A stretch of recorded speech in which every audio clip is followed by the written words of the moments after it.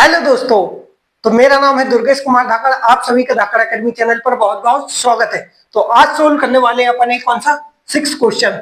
Exercise number है कौन सी है 3.1। कौन से चैप्टर की? Pair of linear equation in two variables. तो अपन पढ़ने वाले हैं क्या? मैथ्स। हेलो दोस्तों।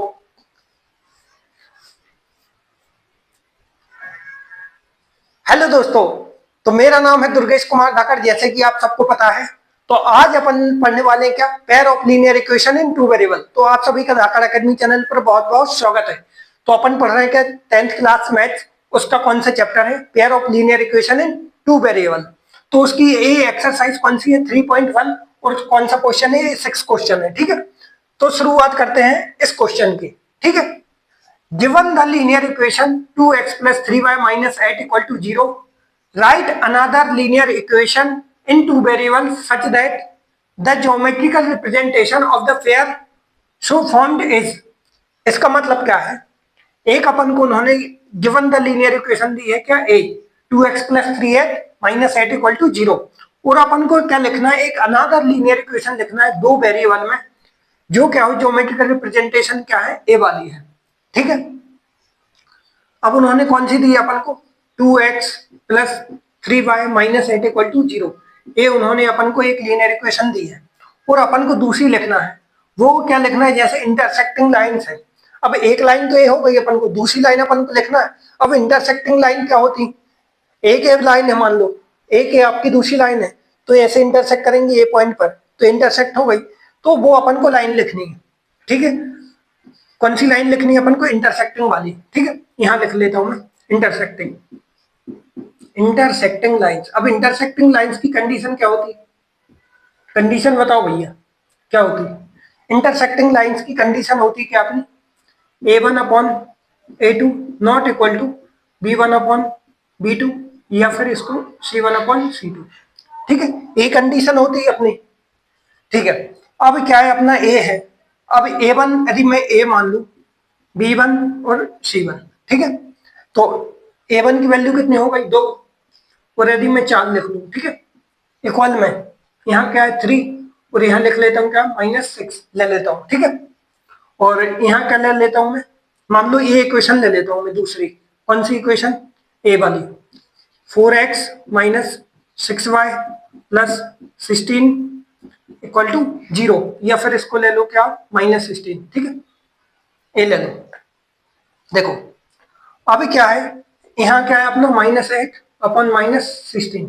ठीक है, अब 8 2 2 जा 4, 3 2 जा 6, और माइनस से माइनस गया, 8 2 जाए, क्या आ गया अपना? 1/2 इक्वल टू -1/2 इक्वल टू 1/2। तो ए क्या इक्वल है? ए वाले 1/2 इक्वल टू -1/2 इक्वल होते हैं। हाँ भैया होते हैं। किसने बोला? किसने बोला? मैंने नहीं बोला। ये क्या है अपने? नॉट इक्वल है, मतलब ए वाली कंडीशन बन गई। और यहाँ तो ये इक्वल हो चाहे नॉन इक्वल हो, बात बराबर है। ठीक है, तो ये क्या हो गई अपनी? ये दूसरी इक्वेशन हो जाएगी इंटरसेक्टिंग लाइंस के लिए। ठीक है, कौन सा केस होगा अपना? फर्स्ट वाला केस होगा। कौन सा केस होगा? फर्स्ट वाला केस होगा। अब अपन करेंगे क्या? पैरेलल वाला केस। कौन सा करेंगे? पैरेलल वाला केस। उससे पहले मैं क्या करता हूँ, आप सभी इसको लिख लो। ठीक है, पॉज करके लिख लेना, और मैं अब करता हूँ सेकंड वाला क्वेश्चन।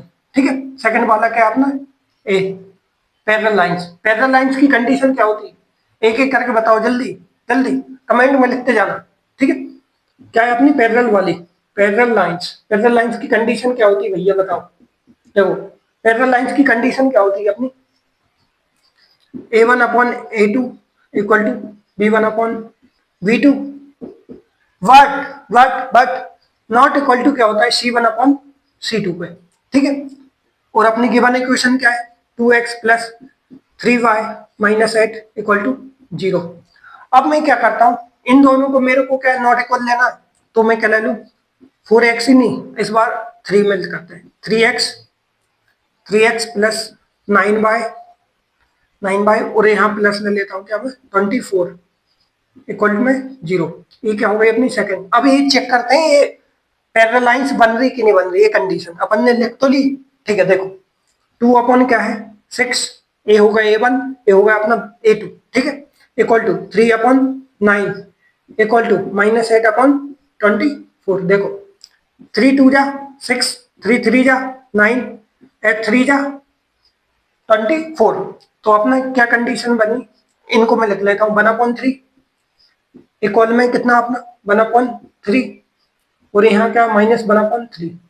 ये दोनों इक्वल है, हाँ भैया है। अरे किसने बोला ये इक्वल नहीं होते हैं? मतलब क्या ये कंडीशन अपनी बन गई, मतलब जो इक्वेशन अपन ने मानी थी वो अपनी सही हो गई। तो पैरेलल लाइंस के लिए क्या हो गई अपनी, दो ये वाली इक्वेशन हो जाएगी। आया समझ में आपको? अब कौन सा करते हैं अपन, कोइंसिडेंट लाइंस। कौन सा करते हैं अपन, थर्ड वाला केस, ए में मिटा देता हूं, ठीक है। Coincident lines. अब कोइंसिडेंट लाइंस की कंडीशन क्या होती है, वो होती भैया क्या अपनी ए वाला, ठीक है। A1/A2 equal to B1/B2 equal to C1/C2, ठीक है।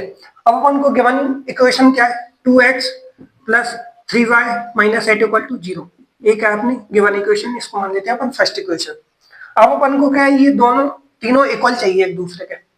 तो मैं क्या ले लेता हूँ, मैं ले लेता हूँ क्या, वही 3 में ही ले लो 6x प्लस 9y, यहाँ मैं क्या ले लेता हूँ -24, वहां लिया था मैंने प्लस का, ठीक है। अब मैं इसका रेशो निकालता हूँ, A1 क्या है 2, A2 क्या है अपना 6 equal to 3/9 equal to -8/24, minus से माइनस गया, ठीक है।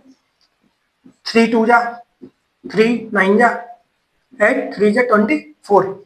अब अपने क्या है 1/3 इक्वल टू 1/3 इक्वल टू 1/3, ये वाली कंडीशन हो गई। तो मतलब जो अपन ने मानी थी दूसरी इक्वेशन, ये क्या हो गई अपनी कोइंसिडेंट लाइंस की, वो कंडीशन फुलफिल हो जाएगी। तो इस वीडियो में सिर्फ यही क्वेश्चन, अब बचा है अपना लास्ट क्वेश्चन 3.1 का, तो उसकी वीडियो फिर से आएगी, ठीक है। धन्यवाद।